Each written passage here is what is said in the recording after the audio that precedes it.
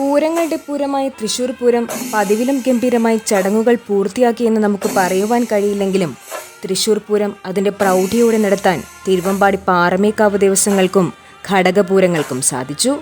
മുണ്ടത്തിക്കോട് വെടിക്കെട്ട് അപകടത്തിൽ നമുക്ക് നിരവധി സഹോദരങ്ങൾ നഷ്ടമായി. അതുകൊണ്ട് തൃശ്ശൂർ പൂരത്തിലെ പ്രധാന ആകർഷണമായ കുടമാറ്റം വെറും 15 മിനിറ്റാണ് നടത്തിയത്. എങ്കിലും തൃശ്ശൂർ പൂരം കാണാൻ വന്ന കാണികളെ ഒരിക്കലും നിരാശപ്പെടുത്തിയില്ല.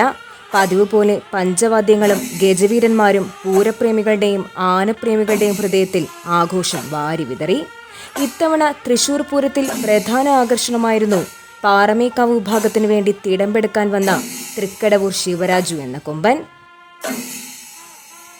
ശബരിമലക്കാടുകൾ ആന കേരളത്തിന് സമ്മാനിച്ച ഗജശ്രേഷ്ഠൻ തെക്കിന്റെ തേവർ തൃക്കടവൂർ ശിവരാജുവിനെ വളരെ സന്തോഷപൂർവ്വമാണ് തൃശ്ശൂർ നഗരി സ്വീകരിച്ചത്.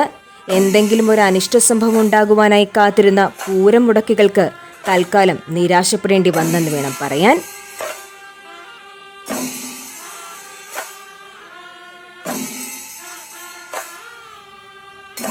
ഓരോ പൂരം കഴിയുമ്പോഴും അടുത്ത വർഷത്തെ പൂരത്തിന് കാണാമെന്ന് മനസ്സിൽ കരുതിയാണ് ഓരോ ആനപ്രേമികളും പൂരപ്രേമികളും തേക്കിൻകാട് മൈതാനത്തു നിന്നും വിട പറയുന്നത്.